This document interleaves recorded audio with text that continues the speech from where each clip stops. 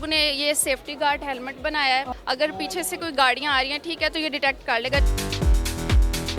ये हमने automatic robotic car बनाई है। इसके अल्ट्रासोनिक सेंसर यूज़ किए गए हैं फ्रंट, लेफ्ट और राइट पे। अगर तो एनिमी सेट रेंज के अंदर आता है तो यहाँ तो अपना पेलोड रिलीज करता है। अगर तो किसी सिविलियन को एक जगह दूसरी जगह ट्रांसपोर्ट करना है तो ये वो भी आराम से ट्रांसपोर्ट कर सकती है। पंजाब कॉलेज में सजा रोबोटिक एग्जीबिशन 2025। एग्जीबिशन में 14 मुख्तलिफ शहरों से स्टूडेंट्स ने शिरकत की और पाकिस्तान को दरपेश मसाइल के हल के लिए प्रोटोटाइप रोबोटिक मॉडल्स मुतारिफ करवाए।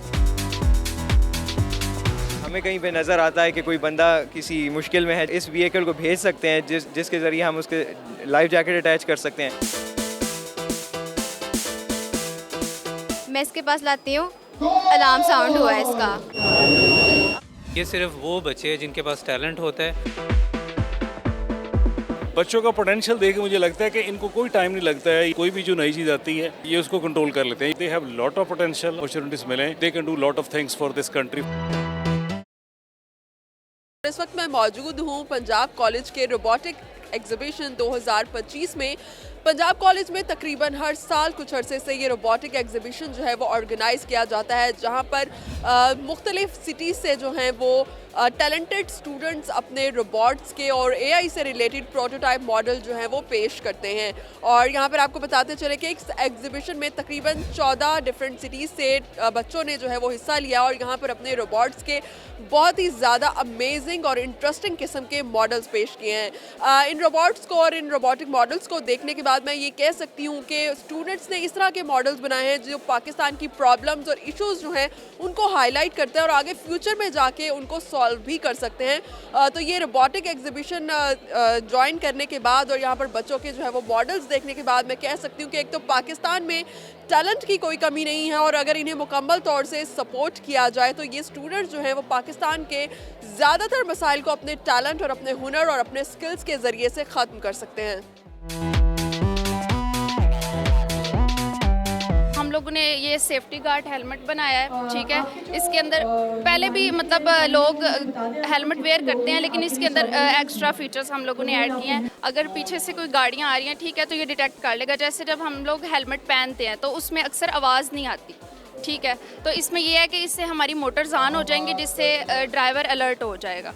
उसके बाद हम लोगों ने इस पर एक थेफ्ट डिटेक्शन फीचर भी ऐड किया। अगर इसको कोई स्नैच कर रही तो उसको पता चल जाएगा कि हेलमेट को ले लिया किसी ने। उसके बाद चौथा फीचर हम लोगों ने इसमें ये ऐड किया, अल्कोहल डिटेक्शन का। अगर कोई अक्सर होता है कि कोई अल्कोहल ड्रंक करके और जो है वो ड्राइविंग कर रहे हैं, लेकिन इसमें यह होगा कि सेंस करेगा उसको, स्मोकिंग को और अल्कोहल को, और उससे जो है वो बजर ऑन हो जाएगा, जिससे हमें ये पता चल जाएगा कि इस मतलब ये ड्रंक है और हम लोग उसके लिए फिर कुछ इकदाम उठा सकते हैं। जी अब्दुल रहमान, अब बताइए कुछ अपने प्रोजेक्ट के बारे में। जी, ये हमने ऑटोमेटिक रोबोटिक कार बनाई है। इसमें फ्रंट, राइट और लेफ्ट सेंसर भी लगाए हैं हमने।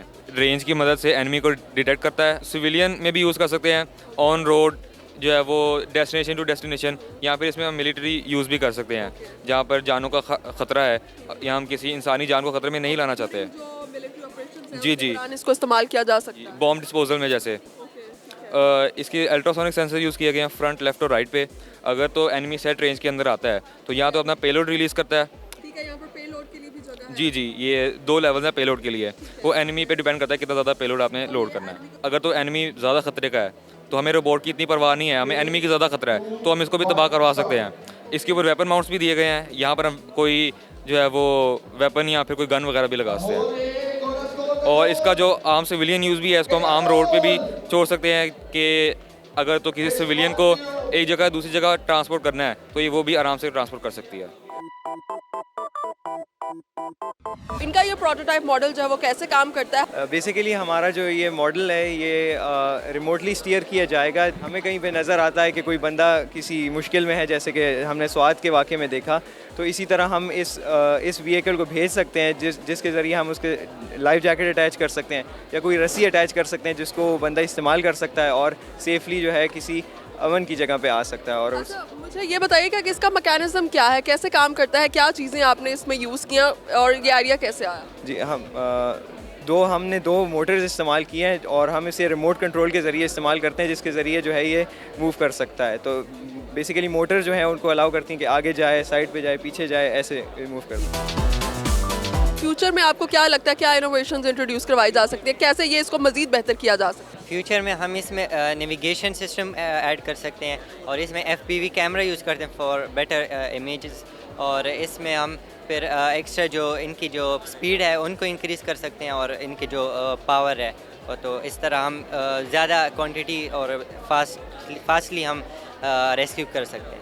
कार्गो भी अंदर भी हम इसमें कंपार्टमेंट है तो उसमें भी हम इसमें रख सकते हैं, और इसके अलावा हम इसके पीछे बिल्टी भी कर सकते हैं ताकि उनको एक फूड या कोई ऐसा हेल्प हम उससे प्रोवाइड कर दें।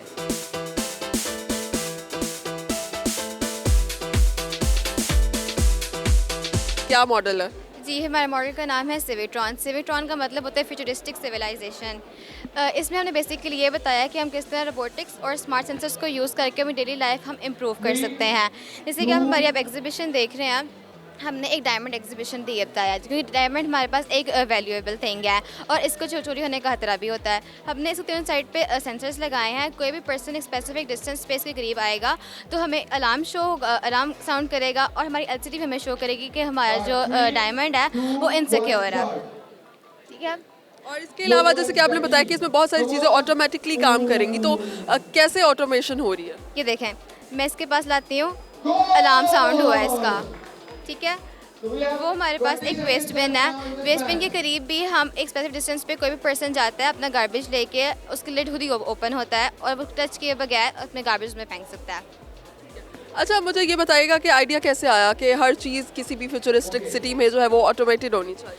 देखिए, बेसिकली बात ये है कि अगर हम लोग आज यहाँ पे प्रोजेक्ट हम लोग बेस यहाँ पे रखते हैं तो आज कल को कोई ना कोई इसको बनाने की भी कोशिश करेगा जो कि एक बहुत अच्छा है हमारे माशरे के लिए बने। जो लोग स्कीम्स वगैरह बनाते हैं उसमें इसको यूज़ करने की कोशिश करेगा, यानी कि जिस तरह हम लोग सिक्योरिटी का, हाइजीन का, इसमें किचन की सेफ्टी का, डाटा कलेक्शन का, इस तरह अगर हम लोग कोई भी बात करते हैं तो वो उसको यूज़ करने की कोशिश करेगा। इसका मतलब ये है कहने का। आप देख सकते हैं अब यहाँ पे जब तक ये नॉर्मल नहीं होगा ये बंद नहीं होगा। 400 से कम होनी चाहिए इसकी वैल्यू। और आपकी भरपूर तालियों में मोहतरम जनाब आगा ताहिर एजाज साहब।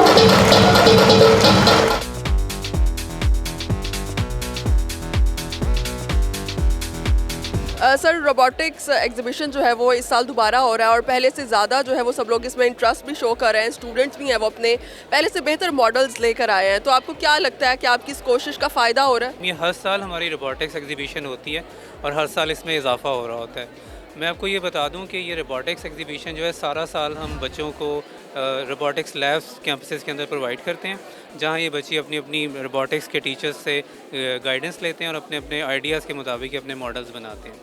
रोबोटिक्स इनकी रेगुलर स्टडीज़ का हिस्सा नहीं है, ये सिर्फ वो बच्चे हैं जिनके पास टैलेंट होता है। तो आज ये सारे फाइनलिस्ट स्टूडेंट्स यहाँ पे आए हुए हैं, इन्होंने बहुत अच्छे अच्छे मॉडल्स बनाए हैं और पिछले सालों से अगर देखें तो बहुत इम्प्रूवमेंट भी इसके अंदर है, क्योंकि अब वैसे भी जनरली भी बहुत सेंस आती जा रही है। आपने देखा होगा कि जितने इन्होंने मॉडल्स बनाए हैं वो डिपिक्ट कर रहे हैं पाकिस्तान के प्रॉब्लम्स को। पाकिस्तान के प्रॉब्लम्स में जैसे इलेक्ट्रिसिटी शटडाउन है या कोई गार्बेज का इशू है, तो बच्चों ने उन तमाम अर्बन प्रॉब्लम्स को लेके उन अपने सामने रख के अपने आइडियाज़ के तहत ये मॉडल्स बनाए। मैं समझता हूँ कि ये पाकिस्तान की यूथ के लिए एक ऐसा प्लेटफॉर्म है कि आने वाले दौर में यही बच्चे जो हैं पाकिस्तान के ताबनाक मुस्तकबिल की ज़मानत होंगे इंशाल्लाह। सर, रोबोटिक्स को जो है वो फ्यूचर समझा जाता है, स्टडीज़ का भी और रिसर्च का भी। तो आप क्या समझते हैं कि फ्यूचर में पंजाब कॉलेज में इससे रिलेटेड कुछ स्पेशलाइज्ड कोर्सेज इंट्रोड्यूस करवाए जा सकते हैं, क्योंकि अब जो नए आने वाले स्टूडेंट्स हैं वो इसमें इंटरेस्ट शो कर रहे हैं? I have different opinion. Robotics not the only thing, it is part of that, उसका हिस्सा है ये। हम पिछले काफ़ी सालों से रोबोटिक्स के ये सारी एग्जीबिशन हम करवा रहे हैं और जितनी तेज़ी से ये चीज़ें चेंज होती जा रही हैं, AI आ गया और चीज़ें आ गई हैं, बच्चों का पोटेंशियल देख के मुझे लगता है कि इनको कोई टाइम नहीं लगता है। ये विदिन 3 मंथ्स, विदिन 6 मंथ्स कोई भी जो नई चीज़ आती है ये उसको कंट्रोल कर लेते हैं, ये उसके अंदर होते हैं। तो अभी जिस तरह हैरान कुन चीज़ ये है, वेरी सरप्राइजिंग फॉर मी, कि this youth is very concerned about the circumstances in Pakistan, about the issues in Pakistan. For example ये मैंने अभी देखा है, कोई फ्लडिंग के हवाले से कर रहा है, कोई गार्बेज के हवाले से कर रहा है, जो अर्बनाइजेशन है, जो अर्बन इश्यूज़ हैं, जो शहरी इश्यूज़ हैं, उनके हवाले से इन्होंने प्रोजेक्ट्स तैयार किए हुए हैं। बल्कि एक तो मैंने देखा है कि उन्होंने वोटिंग मशीन भी तैयार की हुई है। तो they are very much concerned about the future of the Pakistan. तो if they are provided with all the facilities, क्योंकि ये तो सारे प्रोजेक्ट्स इन्होंने खुद से किए हैं, लेकिन आगे यूनिवर्सिटी लेवल पे या आगे रिसर्च में जाके I think they have lot of potential. अगर इनको मौके मिलें, अपॉर्चुनिटीज़ मिलें, तो दे can do lot of things for this country, for this nation, for Pakistan.